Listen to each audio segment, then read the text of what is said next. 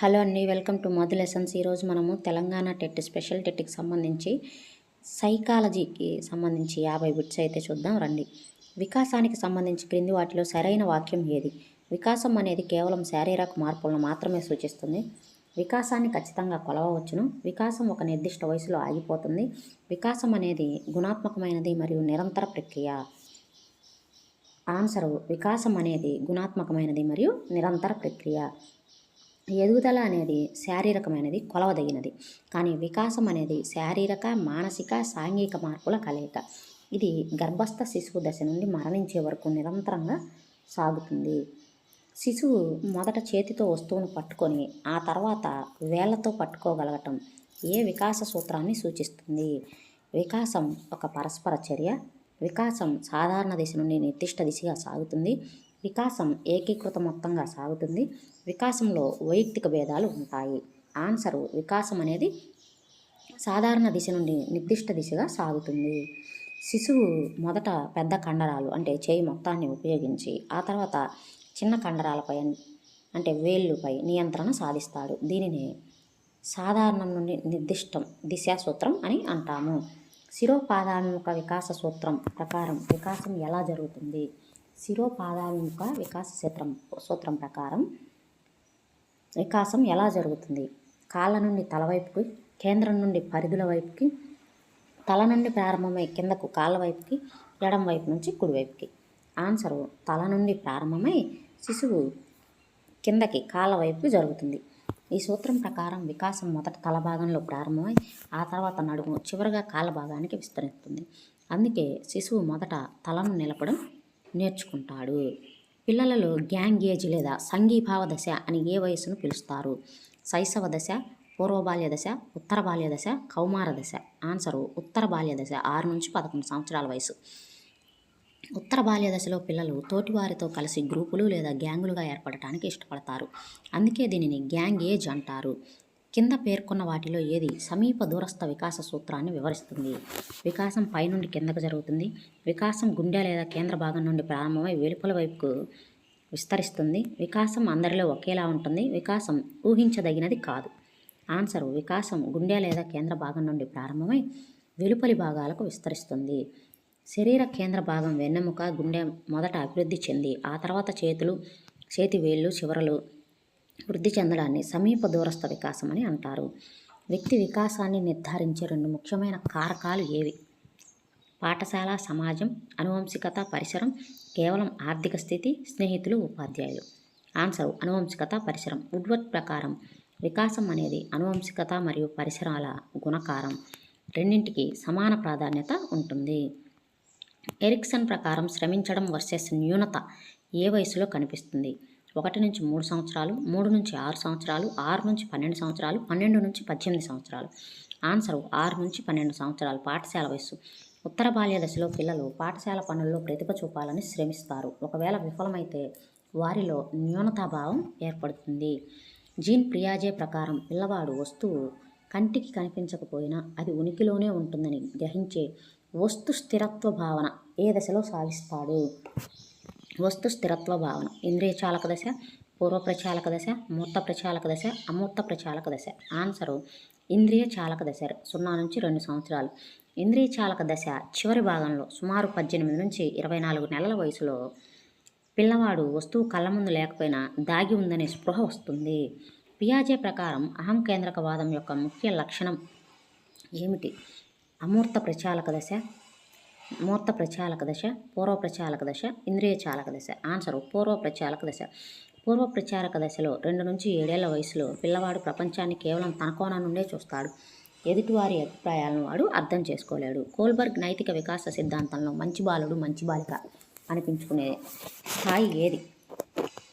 పూర్వ సాంప్రదాయక స్థాయి, సాంప్రదాయక స్థాయి, ఉత్తర సాంప్రదాయక స్థాయి, అమూర్త స్థాయి.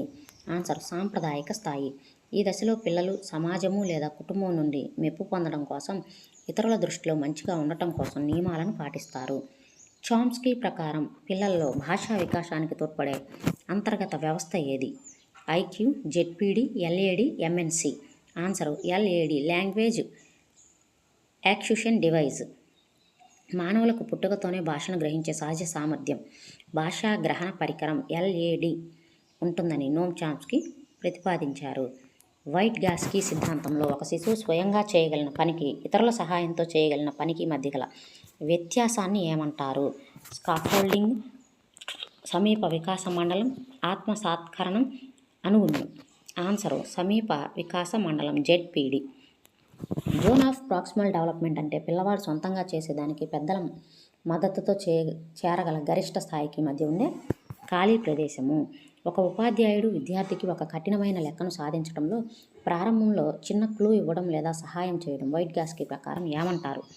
స్కాఫోల్డింగ్, స్కీమాటా, ఈగోసెంట్రిజం, వికేంద్రీకరణ. Answer scaffolding. మద్దతు.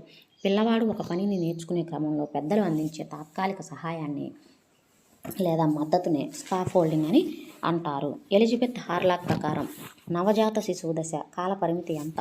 పుట్టినప్పటి నుండి 1 సంవత్సరం, పుట్టినప్పటి నుండి 2 వారాలు, పుట్టినప్పటి నుంచి 6 నెలలు, 2 వారాల నుండి 2 సంవత్సరాలు. ఆన్సర్ పుట్టినప్పటి నుంచి 2 వారాలు అంటే 14 రోజులు.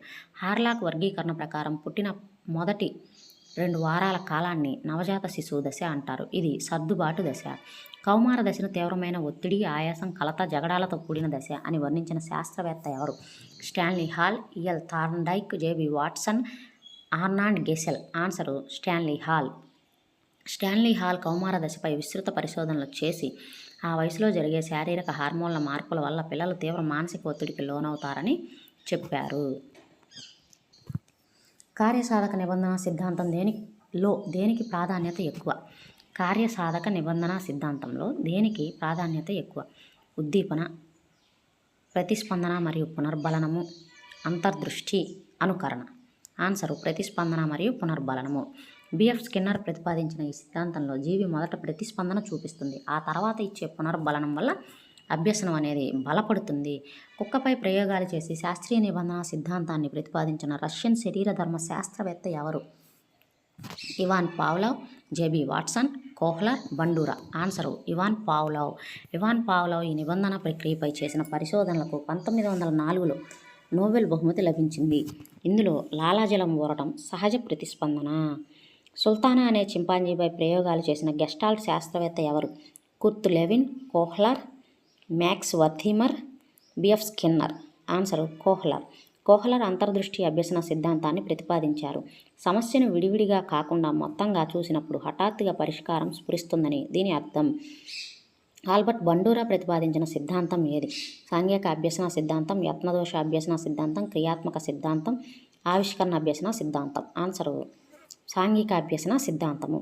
పిల్లలు సమాజంలో పెద్దలను లేదా రోల్ మోడల్స్ ప్రవర్తనను గమనించి అనుకరించడం ద్వారా నేర్చుకుంటారని బండూరా చెప్పారు. ఇది బోబోడాల్ ప్రయోగం. సైకిల్ తొక్కడం నేర్చుకున్న వ్యక్తికి స్కూటర్ తొక్కడం సులభం కావడం అనేది ఏ రకమైన అభ్యసనం బదలాయింపు? శూన్య బదలాయింపు, ప్రతికూల బదలాయింపు, అనుకూల బదలాయింపు, ద్విపార్శ్వ బదలాయింపు. ఆన్సర్ అనుకూల బదలాయింపు. ఒక రంగంలో నేర్చుకున్న జ్ఞానం లేదా నైపుణ్యం వేరొక కొత్త విషయాన్ని నేర్చుకోవడంలో సహాయపడితే దానిని అనుకూల అభ్యసన బదలాయింపు అని అంటారు. తెలుగు టైపింగ్ నేర్చుకోవడం వల్ల ఇంగ్లీష్ టైపింగ్ నేర్చుకోవడంలో ఇబ్బంది కలగటం ఏ బదలాయింపును సూచిస్తుంది? అనుకూల బదలాయింపు, ప్రతికూల బదలాయింపు, శూన్య బదలాయింపు, ఏకపార్శ్వ బదలాయింపు. ఆన్సర్ ప్రతికూల బదలాయింపు. పూర్వ అభ్యసనం కొత్త అభ్యసనానికి ఆటంకం లేదా అభ్యంతరంగా మారితే దానిని ప్రతికూల అభ్యసన బదలాయింపు అని అంటాము. అబ్రహం మాస్లో అవసరాల క్రమినక సిద్ధాంతంలో అన్నింటికంటే అగ్రస్థానంలో ఉండే అత్యున్నత అవసరం ఏది? శారీరక అవసరాలు, రక్షణ అవసరాలు, ఆత్మగుర్తింపు అవసరాలు, ఆత్మ సాఫల్యత అవసరాలు. ఆన్సర్ ఆత్మ సాఫల్యత అవసరాలు. మాస్లో పిరమిడ్లో బేస్ లెవెల్లో శారీరక అవసరాలు ఉంటే చివరి మరియు అత్యున్నత స్థాయిలో ఒక వ్యక్తి తన పూర్తి సామర్థ్యాన్ని నిరూపించుకునే ఆత్మ సాఫల్యత ఉంటుంది. రాబర్ట్ గాగ్నే ప్రకారం అభ్యసన క్రమానుగత శ్రేణిలో అత్యున్నత స్థాయి అభ్యసనం ఏది? సంకేత అభ్యసనం, శబ్ద సాహచర్య అభ్యసనం, సూత్ర అభ్యసనం, సమస్య పరిష్కార అభ్యసనం. ఆన్సర్ సమస్య పరిష్కార అభ్యసనం. గాగ్నే 8 రకాల అభ్యసన శ్రేణులు ఇచ్చారు. ఇందులో మొదటిది సంకేత అభ్యసనం కనిష్ట స్థాయి, చివరిది సమస్య పరిష్కార అభ్యసనం అత్యున్నత స్థాయి. ఎబింగ్హాస్ పరిశోధనల ప్రకారం విస్మృతి అనేది ఎలా జరుగుతుంది? కాలం గడిచే కొద్ది స్థిరంగా ఉంటుంది. నేర్చుకున్న మొదటి కొన్ని గంటల్లో చాలా వేగంగా జరిగి తర్వాత నెమ్మదిస్తుంది. ప్రారంభంలో నెమ్మదిగా ఉండి తర్వాత పెరుగుతుంది, ఎప్పటికీ జరగదు. ఆన్సరు నేర్చుకున్న మొదటి కొన్ని గంటల్లో చాలా వేగంగా జరిగి తర్వాత నెమ్మదిస్తుంది. ఎబ్బింగ్హాస్ విస్మృతి వక్రరేఖ ప్రకారం మనం చదివిన విషయాన్ని సరిగ్గా రివైజ్ చేయకపోతే మొదటి 20 నిమిషాల నుండి ఒక రోజులో ఎక్కువ భాగం మర్చిపోతాము. గతంలో చదివిన పాత విషయం ఇప్పుడు చదువుతున్న కొత్త విషయాన్ని గుర్తుంచుకోవడానికి అడ్డుపడటం ఏ రకమైన అవరోధము? తిరోగమన అవరోధము, పురోగమన అవరోధము, దమనము, అణచివేత. ఆన్సర్ పురోగమన అవరోధము. పాత స్మృతి గుర్తులు కొత్త వాటిని ముందుకు సాగనివ్వకుండా ఆపితే అది పురోగమన అవరోధము. అదే కొత్త చదువు పాతదాన్ని మర్చిపోయేలా చేస్తే తిరోగమన అవరోధము. బ్రూనర్ ఆవిష్కరణ అభ్యసనంలో సక్రియాత్మక దశ దేనిపై ఆధారపడి ఉంటుంది? చిత్రాలు చూసి నేర్చుకోవడం, భాష ద్వారా నేర్చుకోవడం, స్వయంగా పనులు లేదా చేతల ద్వారా నేర్చుకోవడం, సంకేతాల ద్వారా నేర్చుకోవడం. ఆన్సర్ స్వయంగా పనులు లేదా చేతల ద్వారా నేర్చుకోవడం. బ్రూనర్ 3 దశలు చెప్పారు. సక్రియాత్మక అంటే చేతల ద్వారా, దృశ్య ప్రతిరూప చిత్రాల ద్వారా, సాంకేతిక దశ చిహ్నాల ద్వారా, భాషా చిహ్నాల ద్వారా. థారండైక్ అభ్యసన నియమాలలో సంతోషం లేదా అసంతృప్తిని కలిగించే నియమం ఏది? అభ్యాస నియమము, ఫలిత నియమము, తత్పరతా నియమము, బహుళ ప్రతిస్పందన నియమము. ఆన్సర్ ఫలిత నియమం. ఒక పని చేసినప్పుడు లభించే ఫలితం సంతోషాన్ని ఇస్తే ఆ పనిని మళ్ళీ చేస్తారు, బాధనిస్తే ఆపేస్తారు. దీనినే ఫలిత నియమం అని అంటారు. ఒక ఉపాధ్యాయుడు విద్యార్థి మంచి ప్రవర్తనను చూసిన ప్రతిసారి ఒక స్టార్ ఇస్తూ వారం చివరిలో ఆ స్టార్స్ను చూసి బహుమతి ఇవ్వడం ఏ రకమైన పునర్బలనము? నిరంతర పునర్బలనము, టోకెన్ ఎకానమీ, ప్రతికూల పునర్బలనము, మందగమన పునర్బలనము. Answer token economy. టోకెన్లు, నక్షత్రాలు లేదా పాయింట్లు ఇచ్చి వాటికి తర్వాత అసలు బహుమతులుగా మార్చుకునే విధానాన్ని కార్యసాధక నిబంధనలో టోకెన్ ఎకానమీ అని పిలుస్తారు. కార్ల్ రోజర్స్ ఏ అభ్యసన విధానానికి చెందిన ప్రముఖ శాస్త్రవేత్త?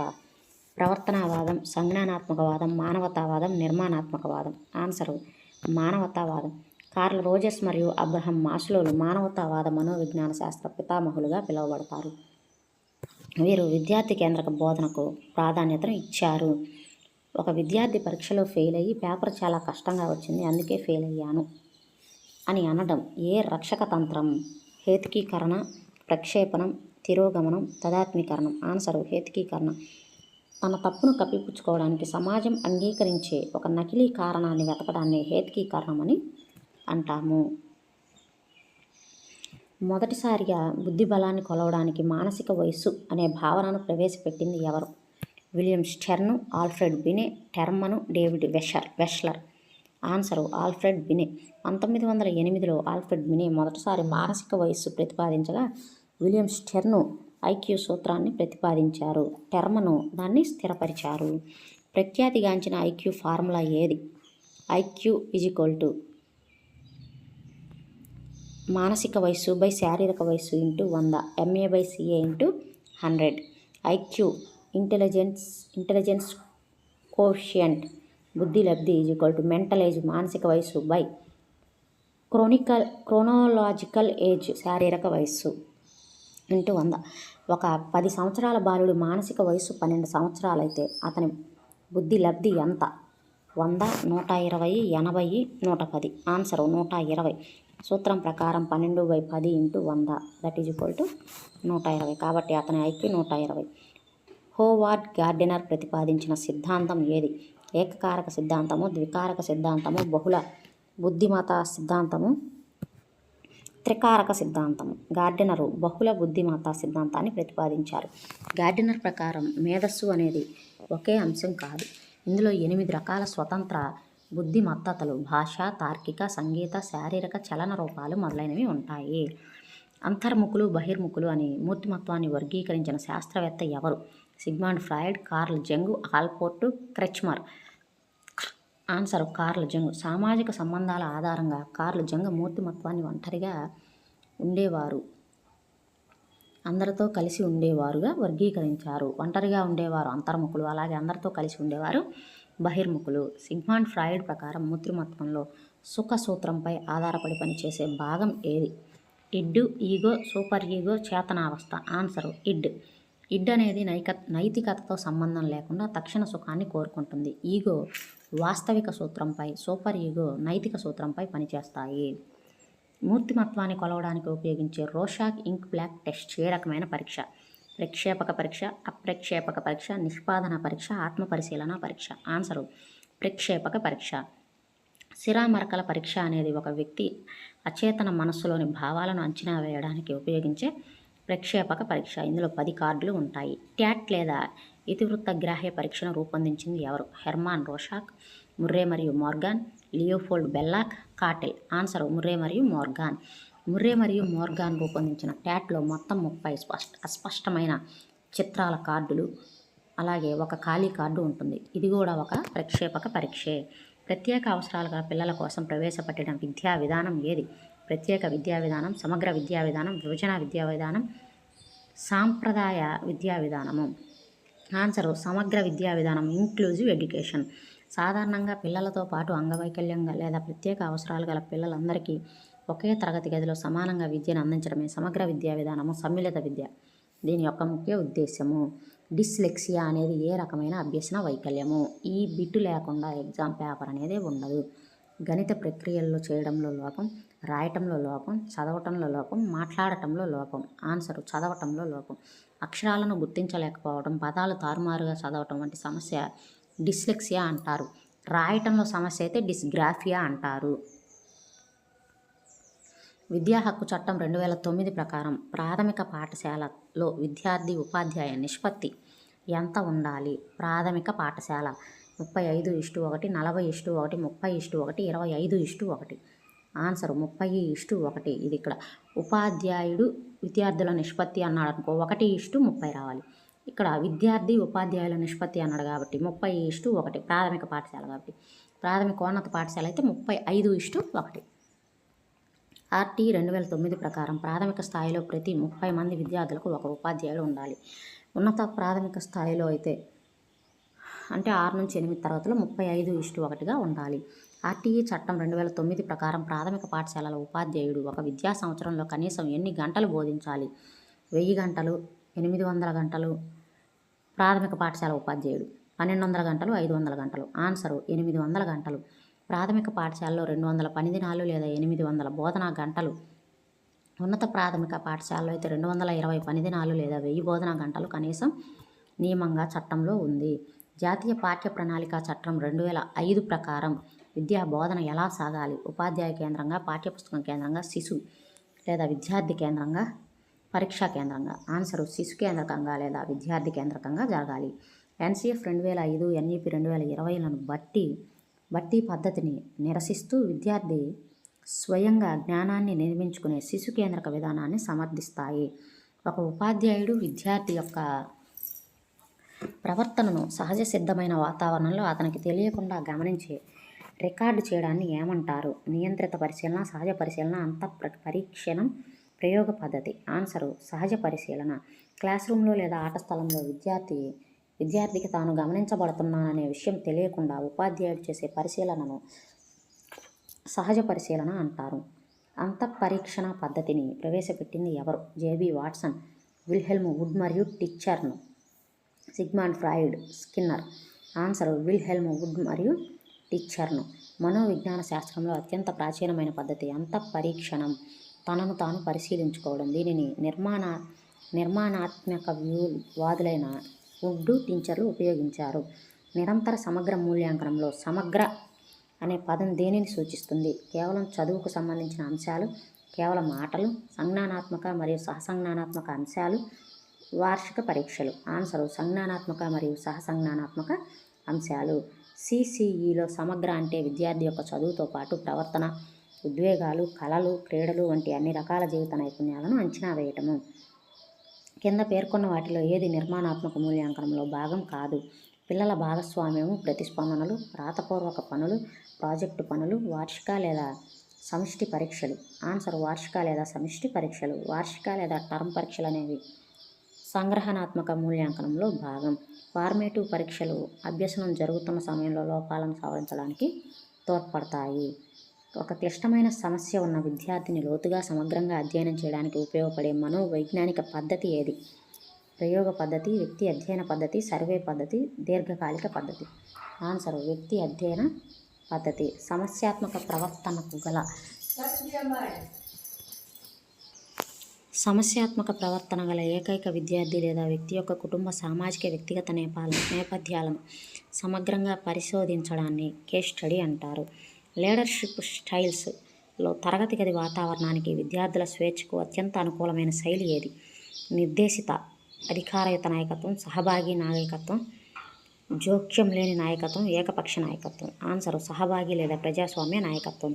ప్రజాస్వామ్య నాయకత్వ శైలిలో ఉపాధ్యాయుడు విద్యార్థుల అభిప్రాయాలకు విలువ ఇస్తూ నిర్ణయాలు వారిని భాగస్వామ్యం చేస్తారు. ఇది ఉత్తమమైన పద్ధతి.